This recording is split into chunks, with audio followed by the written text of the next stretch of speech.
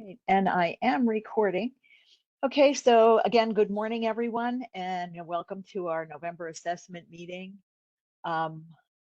We're going to kick it off with just some housekeeping things. Let me see if I can share the agenda. And you all have this agenda in your invitation. Let's see if I can do this. All right.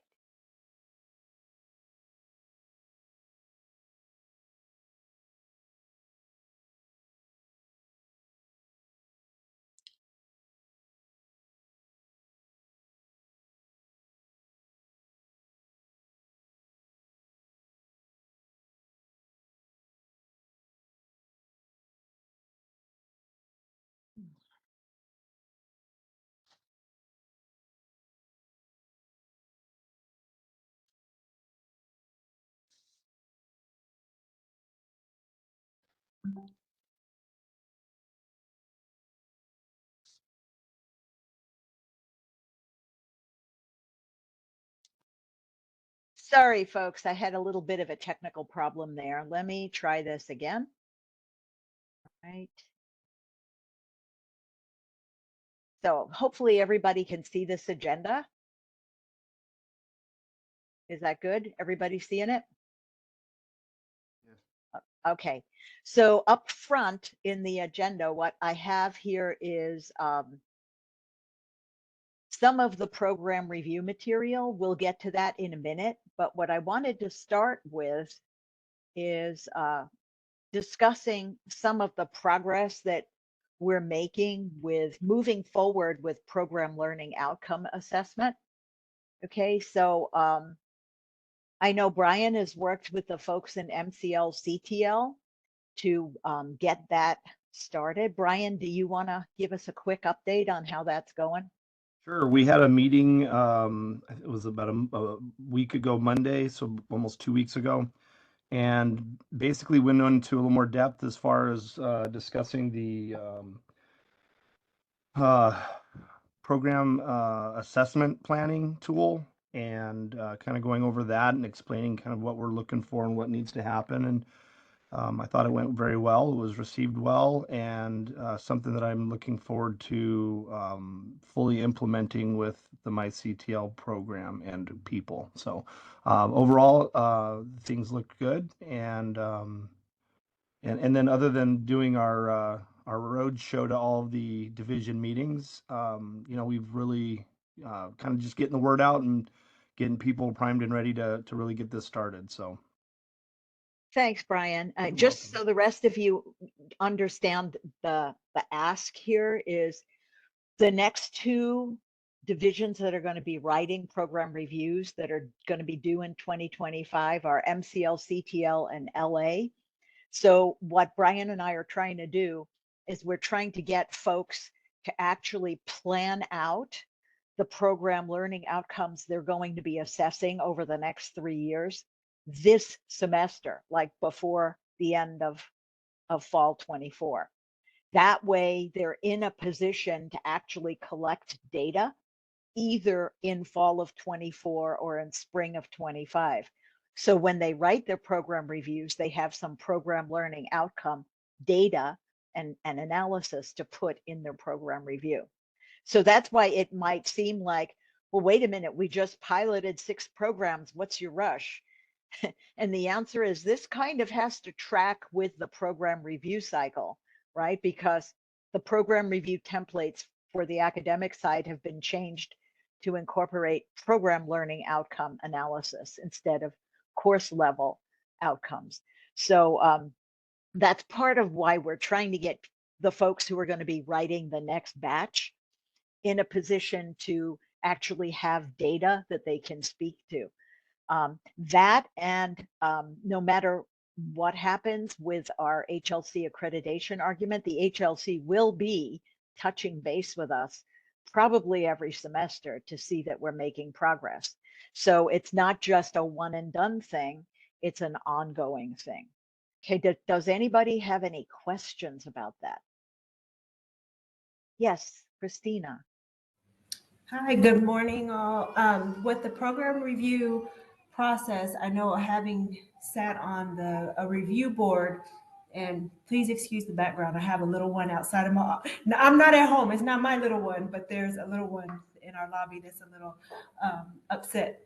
But when I was part of this most recent program review process, there were some observations and feedback into how we could have the program review template offer up more um, information and ways in which we can assess, the effectiveness and where there are opportunities. So when in the process will we redesign, maybe redesign or enhance the current template? I know we're building in the program learning portion, but I Right. feel like there's some other components that need to be reevaluated, including the rubric. So where is Sure. that in the process?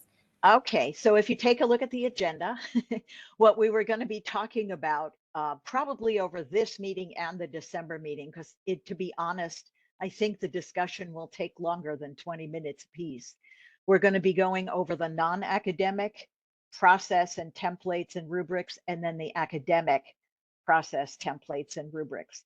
Okay, so the idea is if we need to make any changes, okay, this group would suggest those changes, and then our senior administration would actually review those and decide if that's what's needed. Okay, I don't think this group can unilaterally make changes to those things without running it past administration. But basically, yes, that is what we were going to discuss at the meeting today. Anybody, any other questions, observations, concerns before we get started? Yes, Camille. Yeah, Marianne, when you say get started, did you want to continue with what you were doing? So Brian had just reported and we were going to move into whatever LA is going to do, or did you mean that next topic? I guess, yeah, if LA has anything to report, let's talk about LA. I think we're still in the introduction piece, Camille. Right. Well, okay. So what I wanted to ask was I'm taking notes so that I can bring them back to the LA division. And so I just want to double check that I'm accurately representing what we need to do. So LA is up for program review in 25-26. Well, actually Correct. 2025. It's due in May of 25. For program review due May of 25. Right. Okay. And I was hoping to get, we were hoping to get the program learning outcomes mapped, because again, the first thing that has to happen is the program coordinator with the faculty in that program need to sit down and decide what semester, here are your program learning outcomes. We'll provide those along with the courses where they're touched on. And then the program coordinator and faculty need to sit down and decide what semester are we going to assess a given PLO or several, depending on how many there are. Okay, and then you'd be in a position to find or create an assessment instrument and actually collect data that aligns your course outcome, your program outcome, and one or more ILOs. Okay, so again, we were hoping to get the planning step at least done in fall of 24. So what I So have is we need to get ready now, identify the programs that will be reviewed, prepare a timeline and participants for that work, get the right, program learning outcomes mapped to the courses. we got that part. Um, Okay, we can create that for them, but we Assessment need committee them to, list. yeah, then we need them to sit down as a group and decide, okay, we're going to do PLO 2 and 4 in fall of 25. We're going to do PLO 1 and 6 in that kind of thing. Because again, we can't decide that for them. They have to, they know their program, they're the content experts. So once they do the planning, then it's a matter of, okay, let's all sit together and decide on what a good assessment instrument is for this PLO, see if we can align it to some of our course outcomes, right, for that course, and then align it to one or more ILOs, right? So the idea is to try to create an aligned assessment across those three levels. And certainly Brian and I can help, but we have a pair of forms, a planning form and then the aligned assessment form. We didn't want to create a whole load of things, but we'll be tracking it all with a spreadsheet behind the scenes. Okay, any other questions? Did I answer you, Camille? I think so. I'll share the notes just to make sure that you and Brian are on board with what I'm sharing with LA, and then Sure. Absolutely. sounds great. Thank you. Thank you.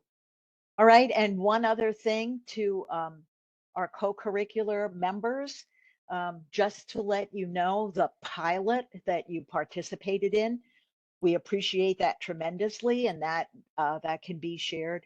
But again, co-curricular assessment is also an ongoing thing, right? And we pretty much want to make sure that folks are comfortable doing that, not for necessarily every single event, but say more than just one event a semester. You know, we can talk about that more offline, but I just wanted to make that point to folks. Okay. Marianne, I have a question about the program academic assessment. Go ahead, Callan. So you said language arts and my career library, Center for Teaching and Learning, are the next cycle. Right. And just so you know, Callan, the library and CTL have been separated from that, even though they're part of that division. They're on a separate part of the cycle because they're not instructional necessarily. But go ahead, go with your question. And then as far as like assessing program learning outcomes, are they going to select specific degrees and certificates and then identify those program learning outcomes that they want to assess? Actually, what we've done for them is we've picked the pathways. Okay, they're not really programs according to curriculum, right? They're pathways. So something like the AAS in web design and development, right? Basically, what Niall has done, because he was one of the pilots, is he picked what PLOs he was interested in assessing in fall of 24, right? And so he did that. And now he's got several other PLOs that he may want to assess in spring of 25. So we're going to be doing that with all of the programs in air quotes, think pathways, right? In MCL, CTL, that, yeah, we want to make sure, like for AJS, we want to do for the ABUS, maybe we can get a couple of different folks working together on that rather than separating it out into marketing and management and, you know, all of that stuff. Brian has already done accounting, and so he's got more PLOs that he's going to want to assess in the spring. Okay, so the idea is, yes, the program coordinator along with the program faculty will decide what PLOs need to be assessed along the 3-year cycle, right? And then make it happen every semester, right? So everybody in every program is going to be doing at least one aligned assessment every semester. That's the piece HLC wants to see. Okay, thank you. You're welcome. Any other questions before we move on? Okay. What I'd like to start with, if you don't mind, only because it was recently brought to my attention, okay? I want to talk about the non-academic side of the house, right? So the program review for student affairs and administrative services. So I'm going to go up here to the top of the agenda, okay? And I'm going to share the program review for the process for the non-academic side. Maybe it's better to start with the cycle because that's a more visual document. Let me start with that. Can everybody see this spreadsheet?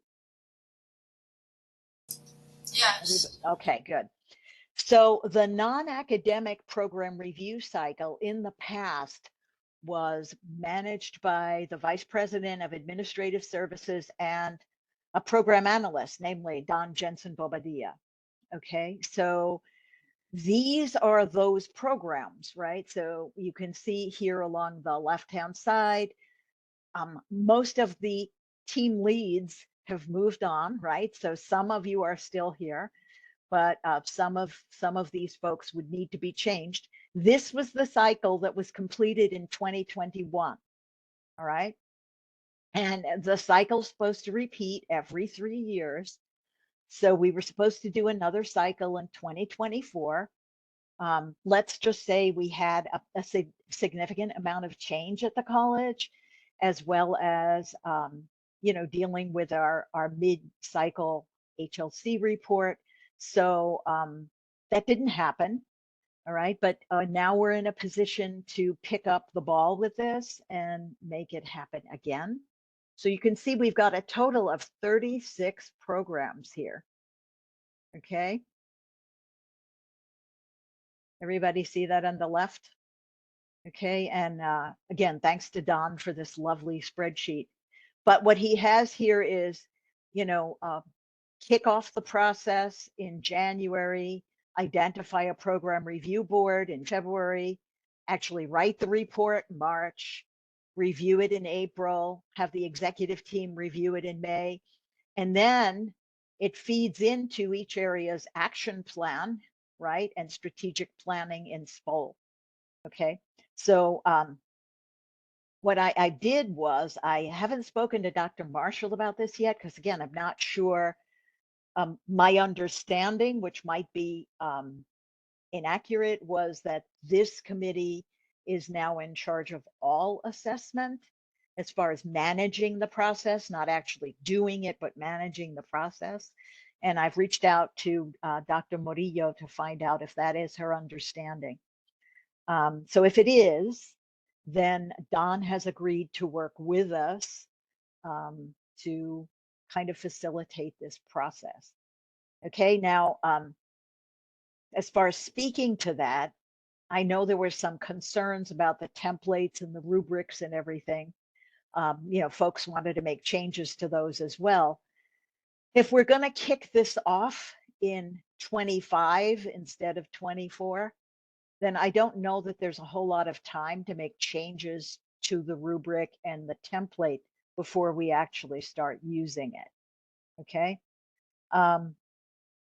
What do you folks think about that? Okay, especially I'm asking the folks on the non-instructional side of the house. What do you think?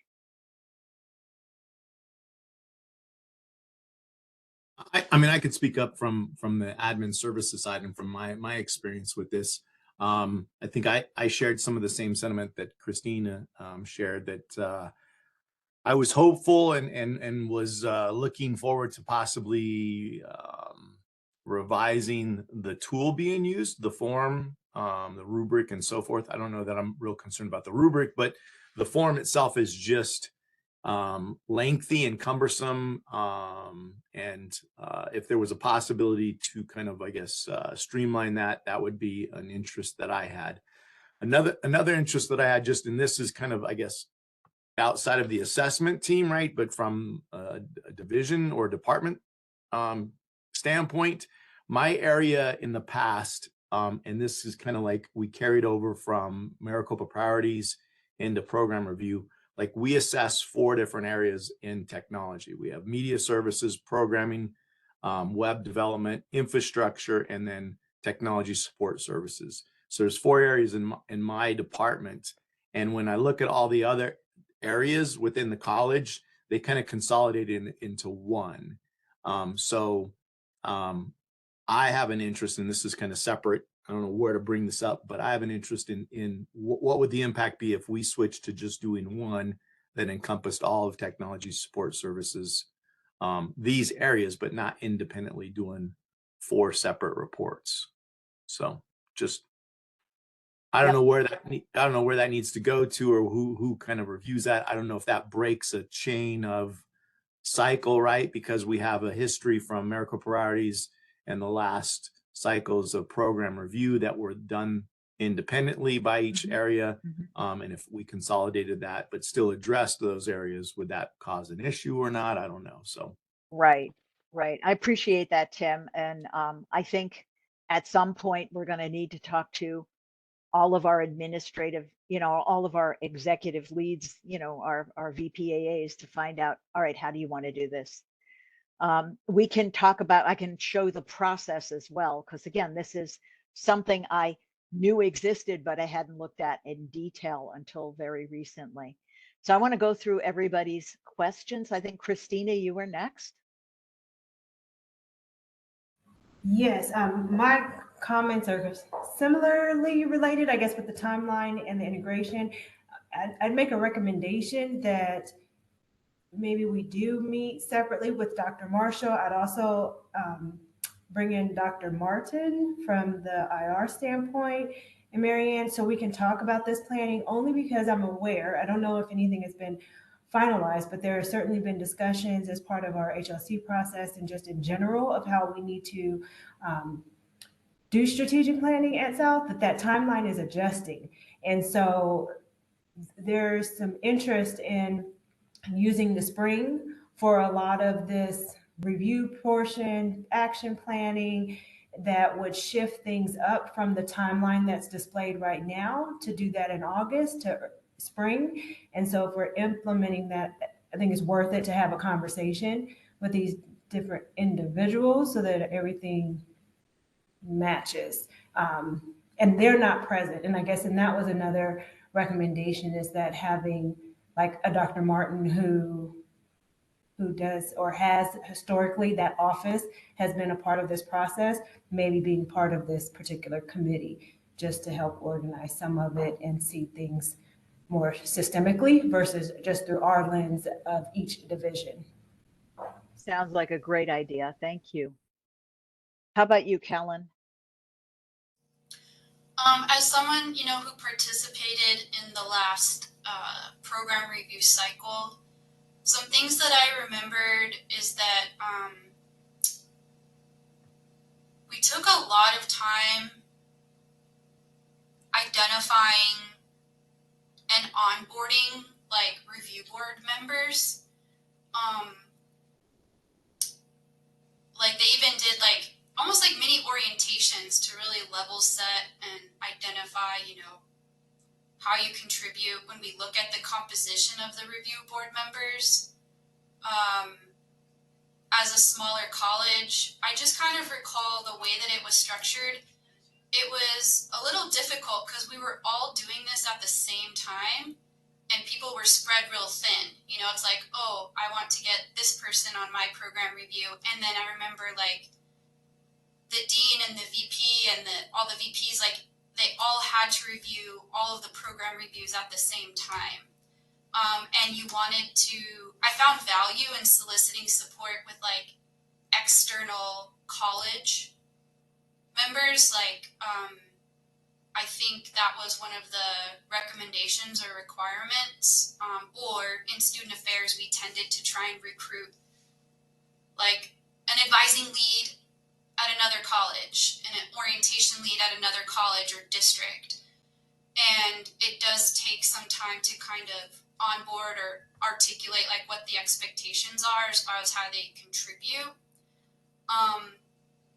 And like Christina said, another element just for me, if I'm, you know, going to be a participant in this process, is really understanding from that budget perspective and from that strategic planning perspective what that looks like, and having that also inform what happens in our program review, like Tim said, because I think we've all observed that there's some disconnect between the way that program review was cycled and how it was actually connected to strategic planning and budgeting. So I know myself, and as one of Christina's direct reports, we're going to be meeting with Dr. Marshall soon to learn a little bit more. But I do think we have to use that backwards mapping type of approach and to really design what that structure formula is going to look like from the non-academic side, if that makes sense. Yes, that makes perfect sense. And thanks for that insight. Anyone else have any comments on this cycle or process at this point? I know I haven't shared the process with you, but I can bring that up. In the meantime, let me bring up the process. Okay, this is the non-academic side process, non-instructional side, right? So I'll try to get the whole thing on the screen. And as you can see, according to that schedule, I mean, I agree with you, Callan, it's extremely compressed and everybody's doing it at the same time. I know I was asked to be on some of the non-instructional program review boards, and it was interesting to be on two of them at the same time.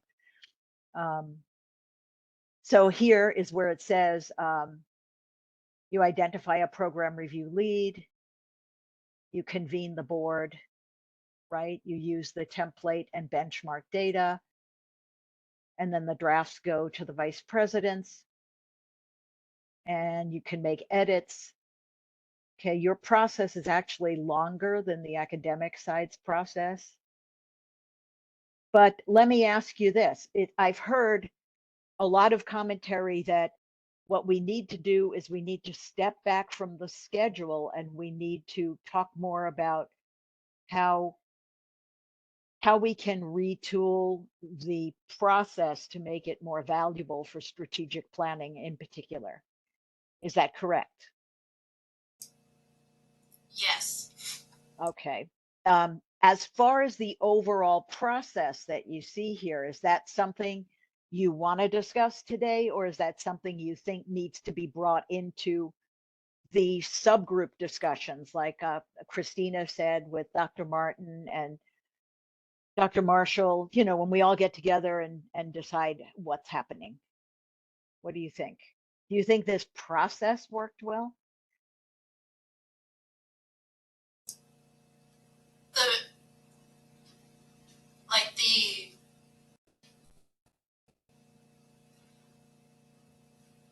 um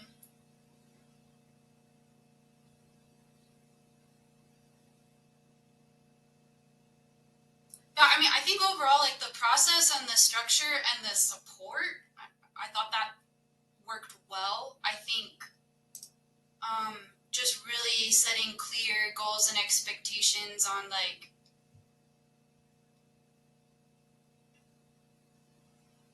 I think for like the program review lead, the actual like the author wasn't the person overseeing the department. And is that similar for academic affairs? And like that's all different too. Like you had to like, you know, coach someone else who would be writing the report, you know, in the non-instructional space. Like me, the feedback. Like there was someone that had to like chair the feedback of the report.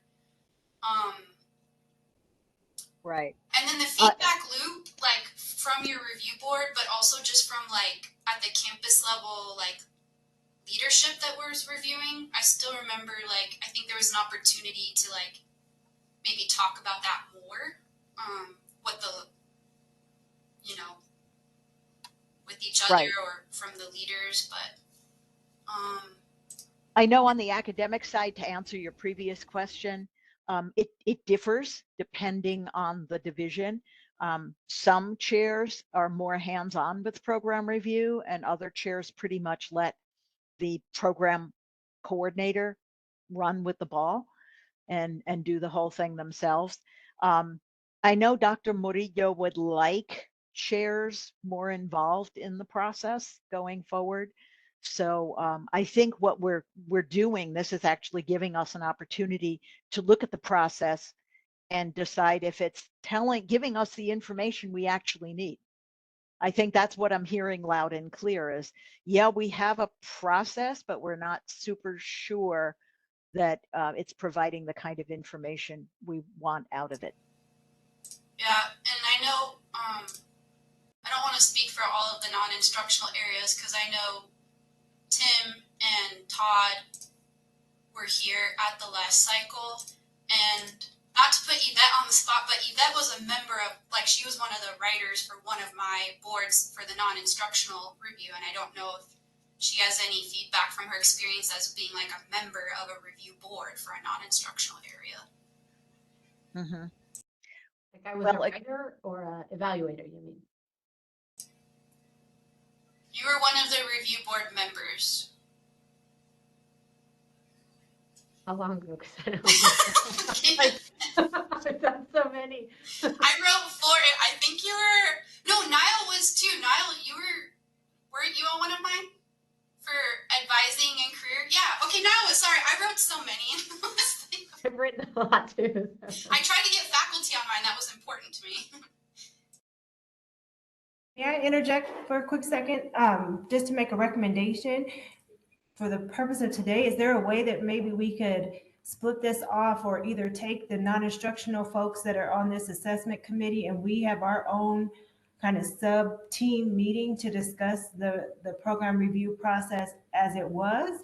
Because I know at least for half of us on our team, Lucero, Maricel, myself, we weren't a part of the 2021. So in some ways, it would be great to have this kind of offline discussion with Tim and maybe other members of administrative services to look at it as it was done historically, but then also with a fresh lens of how we want to approach this process. And not having been through it, and I'm reading, I don't want to fumble through it during this meeting, but it may be worth it for us to break off. And I understand that the academic side and the program review process that's needed as it relates to accreditation is a little bit different than how we see program for a student support or non-instructional piece. So that's just a recommendation where maybe we could convene this small group and then come back with a draft process to review at our next meeting. Okay, that certainly sounds like a great idea. What do the rest of you think about Christina's suggestion? Anybody have any other suggestions? Again, I was thinking the whole program review discussion might run over 2 meetings. So I wasn't really thinking of jamming everything into just one, because I realized there's lots of things we want to get out on the table.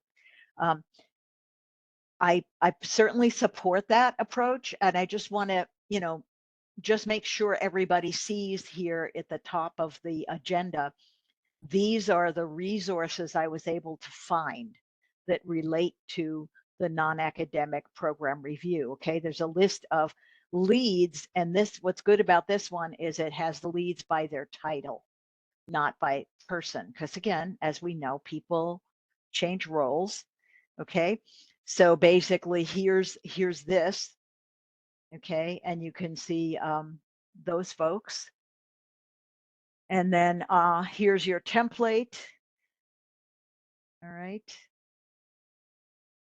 And it's pretty much, it's a very basic template. It's a lot simpler than the one used on the academic side, which I suppose may make sense. Okay, internal demand, external demand, quality of outcomes, opportunity analysis. And then it's my understanding you have your review board here and you put your evaluation of it right in the document itself. I think that's what I remember. I think I was on the one for DRS. That's the one I remember. And we put our comments right here in the template itself. Okay, and then here's the rubric that goes with it, just so you know. These are the pieces we have. Okay, so I would say when you do meet independently, like maybe with Dr. Marshall and more folks who are on the list of leads for the non-instructional program review, please make sure you have all these things as the starting point. And you may also want to invite Don Jensen Bobadilla, because he was definitely one of he helped Dr. Ortega facilitate the whole process. So he has a lot of detailed information about what was done in the past, as well as how well it worked or how well it didn't work. Okay, so that would be my only recommendation back. But yeah, I'm more than happy to table this until our next meeting, to give all you folks an opportunity to set something up on your own. And again, feel free to invite Brian and me if you think that we can be of any kind of help to you. We'd be happy to do that. If I can also add to that, I've been a part of some organizations in the past, and I'm not saying that this is the case, where we don't want to implement something until it's perfect, and that's not what we need to do. We need to make sure that, especially with assessment, because we need the beginning of the semester or the year, whatever the case is, to be able to start the assessment. So keep that in mind as we put this together. We want to make sure that we're giving ourselves enough time to start the assessment at the beginning of a semester or beginning of the year, so that we can make sure we have what HLC needs and what we need for our assessment stuff. Right. Just to piggyback on what Brian said, what HLC made pretty clear to us is they don't necessarily need to see something completely implemented, but they need to see a plan and they need to see some progress as far as moving forward with the plan. So that's kind of what we're keeping in the back of our minds, is we're trying to build something that's sustainable with the infrastructure we have, right? And to map out when we expect to have chunks of it done, and then do what we need to do to make progress. And we should be So- refining these every semester, every year. We should be always reviewing them, finding ways to improve them. So Right. should be a living document. Right, and certainly with the feedback you've provided today, where you know, I get the feeling that maybe the process is more to check a box rather than to give you useful feedback. That's something you really don't want to do. Okay, right? I know we don't want to do it on the academic side, and I've gotten the same feedbacks from some faculty. It's like, look, what do I do with this now that I have it? And it's like, well, it goes into strategic planning, action planning, budgeting. And I think that that's the part we need to close the loop on a little bit better, right? Connecting what we learned from program review. First of all, creating templates and rubrics that actually give us useful information, along with data from institutional research, the right data, and then using whatever we learn from that process to be able to feed it into action planning and strategic planning. I think we just need to make that whole, connection a little more robust. Any other comments, folks? Comments, concerns? Okay. Well, then again, in deference to Christina's suggestion, we'll table the rest of this discussion, because I agree it's not a good idea to make suggestions on the fly without, thinking about them and collaborating on what needs to happen. So let me get started. And again, with about 20 minutes left, I'm not so sure how far we're going to get here, but let's get started with the academic, the instructional side of program review. Okay, so rolling up to the top of the document again, the agenda. And here is what we have for the academic side, okay? So in 2024, in the beginning of the year, Math, Science, and Engineering wrote their program review. Okay, library also completed theirs since, well, I guess for scheduling reasons, we had library going with MSE. Normally, library, CTL, and Learning Resource Center are split off and do theirs separately from MCL CTL. Okay, so anyway, MSE wrote program reviews for biology, chemistry, engineering, geology, math, and physics. And as Christina alluded to, the program review board that Dr. Morillo put together has just finished their assessment, recommendations of those program reviews. And she is in the process of scheduling feedback sessions with the writers. So those will happen between now and the end of the semester, the feedback sessions. So that's where we are with that. And here we have MCL, CTL, and LA. Okay, the reason these are usually paired together because LA has fewer reviews to write and MCL, CTL has lots. Okay. I also added one to MCL CTL because I realized it was something that had kind of slipped through the cracks, and that's computer science. Okay, we do have computer science courses, and we do have students completing that program here at South. So we want to make sure that's included in the program reviews. So again, these are usually given the longest, one of the longest cycles. So you can see these need to be finished by the end of April 25. And then the program review board will have a few weeks to, convene and discuss those. Camille, go ahead. Yeah, I think so. When we talk about first year comp and we talk about ESL and we talk about languages, those are areas, not programs. So if we're Right. going to do program review for something like FYC or for ESL, we need to determine what it means to do a program review for Right. those areas. So for example, we have an emphasis in English literature. We have an emphasis in creative writing. So those are pathways, not programs, but there isn't really a program for first year composition. We don't Right. have an associate's or really, I mean, first year composition is in every single associate's because it's one of the gen ed requirements. So we can Right. look at, so I'm not, like, I think what LA will need clearer idea about is Mhm. what does it mean to do a program review if we're going to call out first year comp or we're going to call out English as a second language. Right. Right. I What- agree with what you is it? completely, completely, Camille. And again, these are the historical, I should say, historical program review categories. I've already talked to Kimberly about these two because I agree with you. The emphasis for English is in, creative writing and English lit. There are some other pathways in the LA division. So again, we're going to be changing these, I guess, to pathways in the meanwhile. So again, these are just the ones that were on our original list that we got at the time of priorities. And we've gone through 2 cycles writing program reviews for these. But again, I'm not sure how much sense it makes. I think there's, I don't remember what it's called, but there's a certificate in ESL, and I don't remember what that's called, but that makes a little more sense than first year composition. I totally agree with you.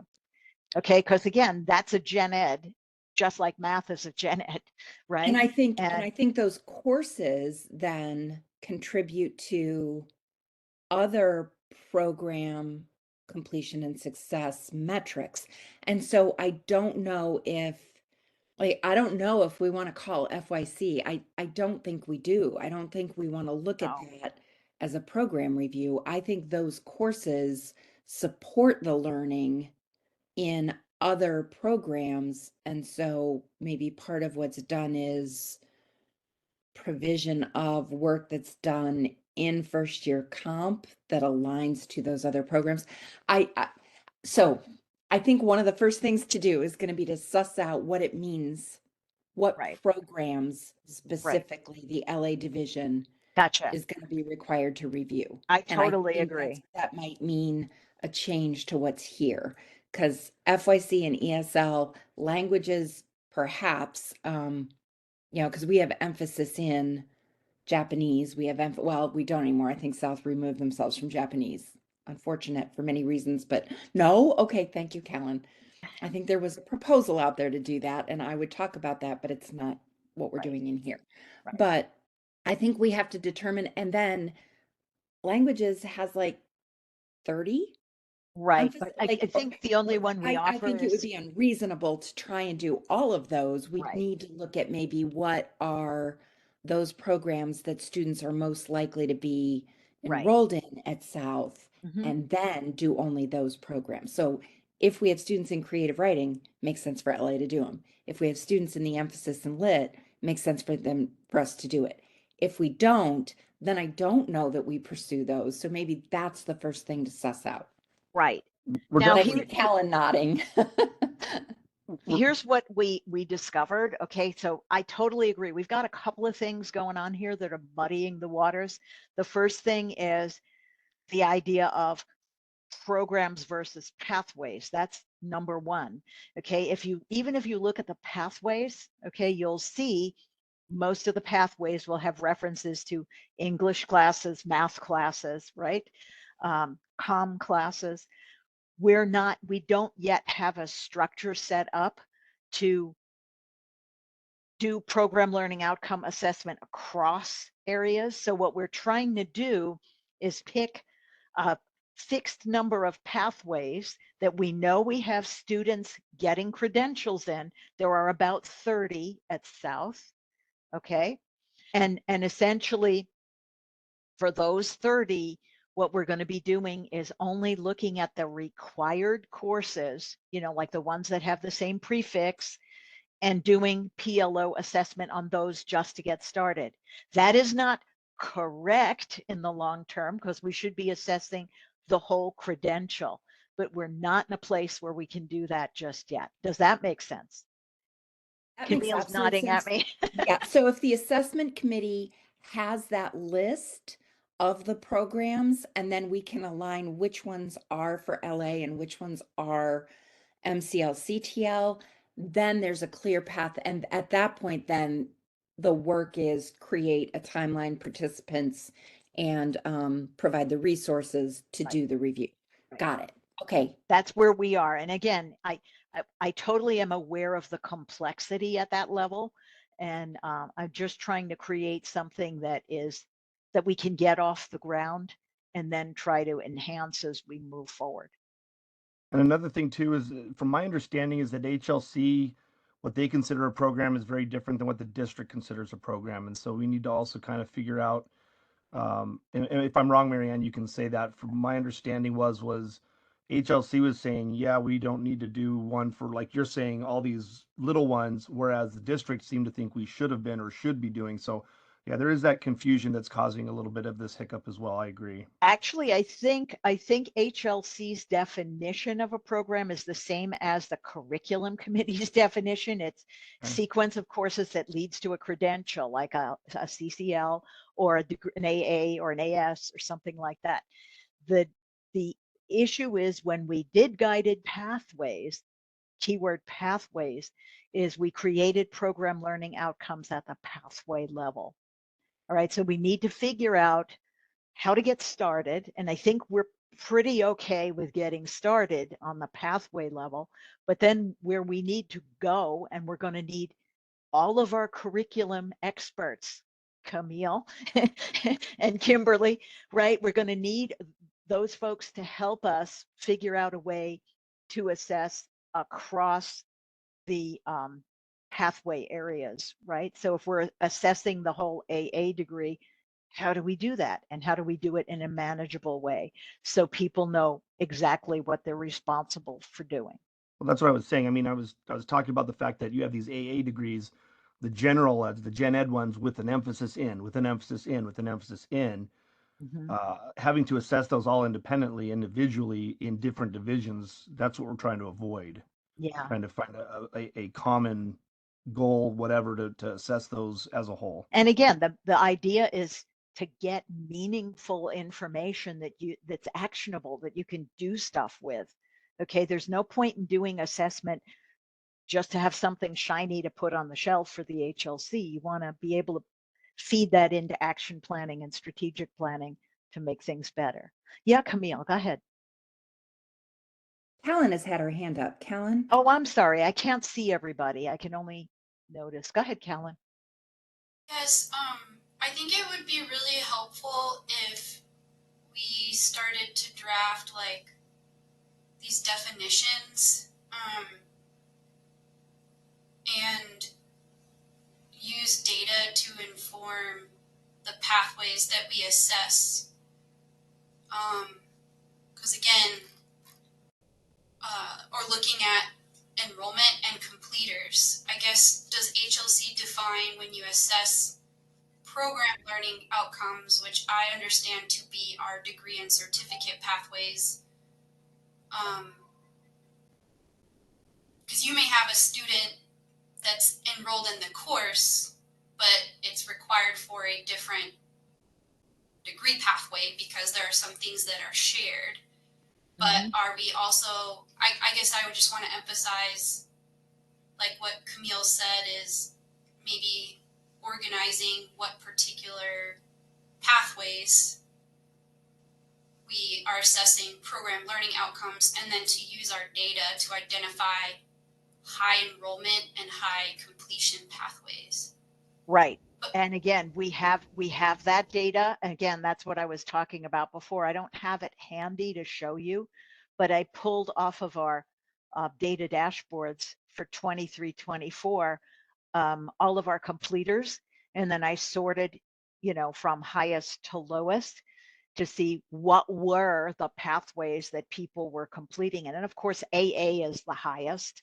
And then you have the AJAX, right? The things for transfer.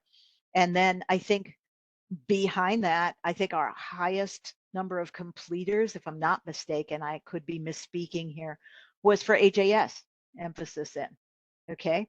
So basically you can go down and you can pick out, what are the ones you should be paying attention to. I can tell you from the point of MSE, I've noticed in the last 11 years, there were 2 students who actually got an AA with an emphasis in mathematics. Okay, it's a gen ed. It's not really a degree pathway for most students. So yes, I agree with you completely. That's something we need to do. And we have made a start on it. But please understand, the other part of this is we have to show HLC we're doing something. We're not just planning. Okay, because again, that was something the visiting team made quite clear, is like, you've been planning now for the last 2 years. You need to start doing stuff. So I hear you, totally hear you. Camille, did you have another comment or question? I think it's going to be clarification of how we're, what Mhm.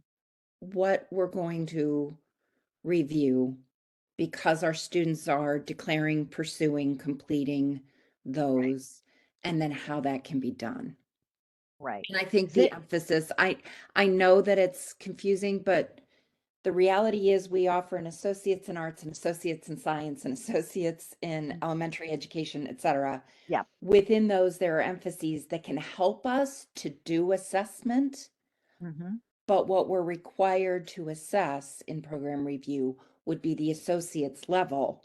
And then the Right. emphasis program learning outcomes can be good ways for us to do that kind of assessment as a college, Right. depending on what students are spending most of our students are declaring or pursuing at the college. Right. And that's a One thing little bit tangled. Right, it's tangled. And the HLC, one of the comments they made was, you need to untangle this, because they said program review is a separate thing from program learning outcome assessment. Program learning outcome assessment can feed into your program review, but program review is strictly to determine the viability of a given program. Now, you mentioned, Kellen, you wanted to start with definitions. I can say that that's a great place to start, and they're in our response to the HLC. One of the things we had to do in that document was define what we meant by a program, what we meant by co-curricular, what we, various things like that. We had to also delineate between program review and program learning outcome assessment. So part of that work's already been done. Okay, what I'm hearing from all of you here is we need a little bit more data informing as to how many of these actually have to be reviewed and how many of these actually need people to be doing program learning outcome assessment. Okay, so just so you know, for the pilot, we had biology, we had math, we had accounting, we had web design and what was it, Niall? It was web design and development, I think. And then we had Yes. BHS and storytelling. We had 6 pilots. Okay. And we primarily picked those because we had completers in them. Okay. And we wanted to show evidence across the college, not all in one specific area. Like, we didn't want to pick all STEM things, but across the college to show a certain amount of continuity, like we're doing the same thing in all different places. So I hear what you're saying and I agree with you. Maybe at our next meeting, besides coming back with some information on the non-instructional program review process, we can also come back with some data to show, where do we have completers in these pathways? And maybe, Camille, we can talk offline or however you want to do it to talk about what exactly do we want from LA, like in the next 6 weeks or so. How's that? Marianne, Yes. I had my hand up for a bit. I am so sorry. I can't That's okay. hear you. I can't see anybody, Yvette. Go ahead. That's okay. So I was going to say, I think a lot of this too is going to be program specific, the approach that you take, because for biology, the AS degrees with emphasis in are essentially our programs, right?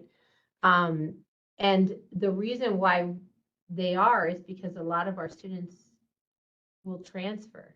And so they're basically taking that pathways requirements, but they're not necessarily getting the degree in that. But they're using it as a mechanism to transfer into the university. And so there might not be a way of tracking them outside of those, emphasis in, biochemistry. The other thing that I think is going to impact is that in particular in the STEM, like you can't, so biochemistry is a really good example of that. It is not biology, it is not strictly chemistry, it is both. So then when you have a program that has multiple disciplines within it, right, you have to make sure that that the template that you're writing to can accommodate that, right? And so that was one of the challenges that, because the one that we did was biochemistry for the pilot. Maybe that was for assessment. And that was sort of a challenge, right? The template didn't really accommodate this multidisciplinary structure that is some of our programs. And so I would imagine that we're not unique in that in STEM. I think the data will help, but again, this data that we're talking about utilizing is for degree completers, when a lot of these pathways are also just being utilized for transfer. And so how do we capture those students that are maybe just getting their general A Associate of Science because they want to transfer into a different discipline? And how do I ensure that those students are also counted in the data that I'm using for my program review, which is something that I found somewhat challenging before. So those are just things that, as you all were talking, but specifically, like, I think it's going to have to be a discussion with the specific areas about how they want to approach what they're calling the program. Because just to address Liz's comment in the chat there, I was on a task force, I think it was a couple summers ago, where we were trying to define program for the district. So it was a bunch of really smart people across the district who came together and tried to define that. And the conclusion we came to was that we cannot currently define it. So like, what is a program? I don't know. That's an eternal question. But anyway.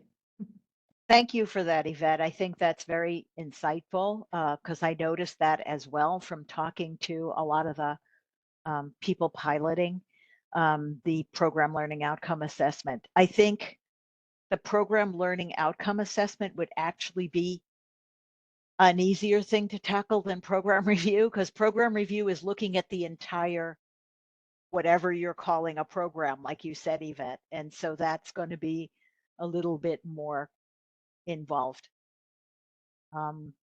Any other questions before we end? Again, I think we'll continue this discussion in December. It's been really fruitful for me. I've made a lot of notes, which I'll put in the minutes. But anybody have anything before we end? Marianne, I've got a question. Yes, Niall. So we're bringing on a new course, and I don't know if I need to come up with the CLOs or if CLOs are now a district-wide matter. Oh, it would be nice if they were, but no. Course learning outcomes are done at the college level. Program learning outcomes are done at the district level. Okay, and do I submit them to you? You can submit them to either me or Brian. And again, if you need any assistance in drafting them, there are resources on Inside South, but we're happy to help you. just reach out to us and we'll pay you a visit. Thanks, Marianne. All right. Anything else, folks? I'm going to be ending the recording.